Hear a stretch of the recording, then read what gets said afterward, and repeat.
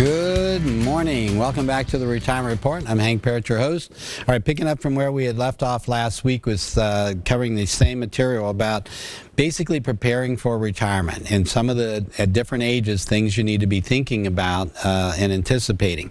So let's look at the early retirement years from ages 62 into your early 70s. So now is when you'll be thinking some of the milestones. You got more leisure time. So again, we're talking about leisure activities, travel, hobbies.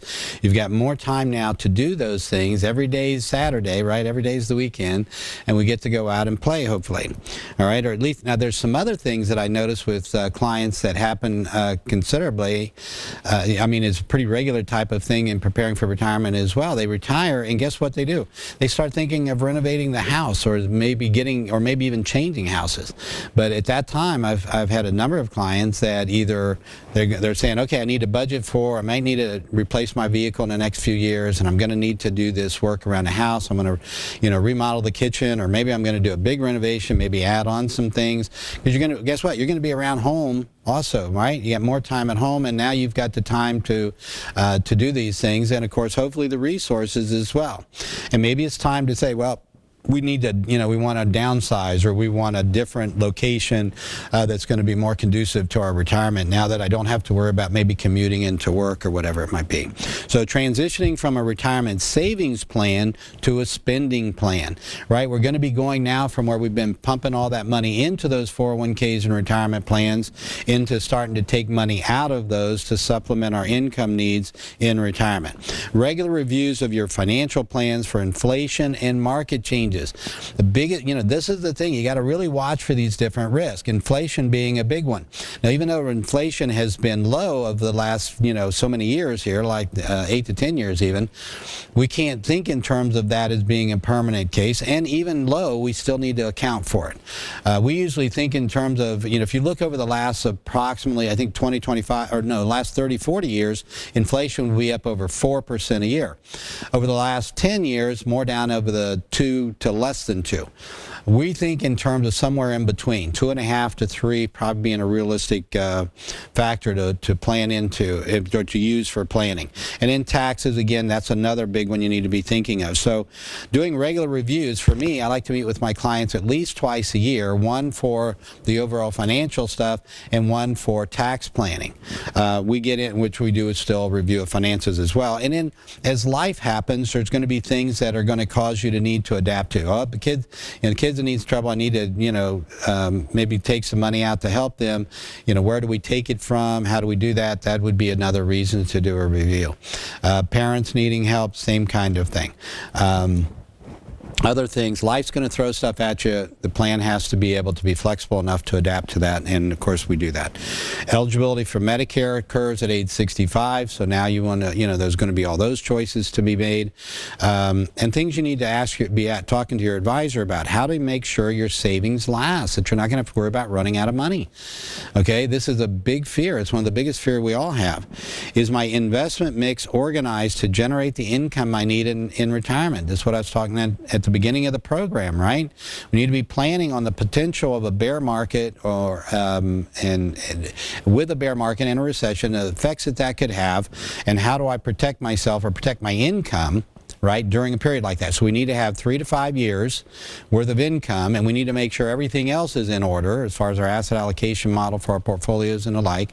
But we need to have 3 to 5 years invested in such a way that it will provide stable income that's not going to be impacted by a bear market.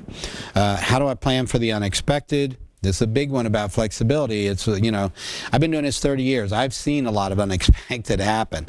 It always happens. And we do have plans for that, and the plans are adapted to that. And you need to make sure your plan is as well. And I hope some of the things that I share with you here each and every week help you in that pursuit.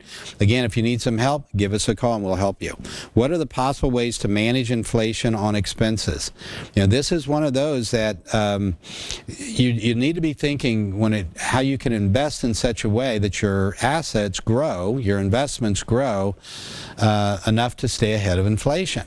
If otherwise, we could just park all our money in a bank account, right? We could just have CDs and, or short-term fixed annuities. The problem with those, they give me guaranteed rate of return, but it's a very small rate of return. Right now, extremely, I think you're lucky if you can get over 1% on CDs, and even on a 3-year fixed annuity right now, I think they're only in about 2.25% to 2.5%. So that's not going to stay ahead of inflation and taxes. So we need to invest. Typically, we start with the market. There are some other alternatives I shared with you. One of those being like fixed index annuities, uncapped fixed index annuities. They may be able to be used with your portfolios to help not only give you stable income, but also more growth. All right, and again, to stay ahead of inflation and taxes. How can you pay for Medicare to help pay for your health care needs? That's another one, and that gets into those Medicare choices, understanding how those work and how those are going to play in. We're going to do a whole show, I think, just on Medicare coming up here, possibly next week, depending. Yeah, I think it would be next week. And we'll get into the health care piece and talk about the different choices you're going to have to make, what the costs of these different choices are, and ways that you can help reduce those costs in retirement. And guess the nice thing is that it's not unlike Social Security. You make that choice. Once you decide I'm going to take it 62 or 65 or whatever age, once you make that call, right, you're done. I mean, that's a permanent decision. Whereas with Medicare, guess what? You can change your mind. So if you're paying more right now than you would like, and there's ways that, you know, some of these strategies we're going to talk about in that segment, we'll get into how you can maybe reduce those costs. And open enrollment's coming up here soon. You'd be able to, well, towards the end of the year, and you'd be able to make a change still. All right. Later retirement years. Let's look at those. Now, this is when you're in your mid-70s and up.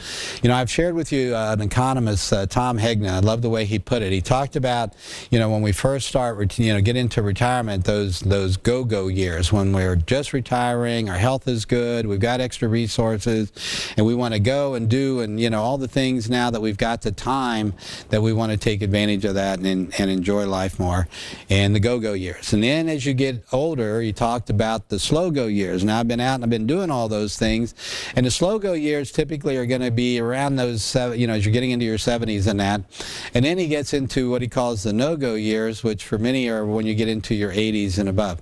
Now I've got clients, by the way, that are exceptions that are in their 80s, and they're still kind of maybe in the between the go-go and the slow-go. I mean, they're still very active and traveling and enjoying life. So this is going to differ, but typically when we're looking at our mid-70s and up, we need to be thinking now that typically we are spending more time at home. Health challenges, you know, as we get older, tend to start to surface. Planning for a legacy, whether it's gifts to charities and loved ones, college savings accounts maybe for grandchildren, thinking in terms of having our affairs in order with regard to, you know, we talk about the 5 essential documents that form the foundation of a good estate plan, starting with a revocable living trust, a pour-over will, powers of attorney for assets, power of attorney for health care, and a living will. That's part of legacy planning, right? Now, I hope you don't necessarily have to wait that long, but you may be revisiting what you're doing. I've got a lot of clients that come in regular reviews, and estate planning is one of those that we get handled. And then when we do our reviews, we make sure everything is going, you know, that if life changes, the estate plan need to adapt to that as well. And of course, legislative changes. We've talked about the Secure Act and CARES Act and the effect that they've had, in particular the Secure Act, on our retirement planning, right? Because what happened? We raised the required minimum distribution age to 72. That had an impact. The 10-year rule on inherited IRAs, that they have to be cashed out within 10 years, non-spousal inherited IRAs, that has a huge impact as far as your estate planning. So if you haven't, you know, we've done a number of shows on that one because it's a very big deal. Hopefully you've got with your estate planning attorney and your advisor, and you've made some adjustments there to accommodate that you've at least looked what the impact's going to be on those rules and whether you want to make some changes. So that's something I would encourage you to do as well. All right, questions for your advisor now. Inflation affecting my savings. Are the ways to boost your retirement income to keep up with inflation? And of course, yes, we need to do that. This is very important. You're losing your purchasing power. It's going to cause you to reduce the amount of, or it's going to reduce the amount of money you have at the same time if you've not planned to keep up with it. Ways to leave something for loved ones and groups you support. The nursing home and long-term care, this is another one that we get into with planning. A lot of people can self-insure this, and there are ways, less expensive ways in long-term care insurance to cover that risk as well. All right, we're going to take another break. When we come back, we'll finish up here in essentials versus discretionary spending. This is an area that you need to be thinking of. We like to refer to that discretionary as the fun money piece. All right, first a break. Join me here. We'll be right back on the Retirement Report.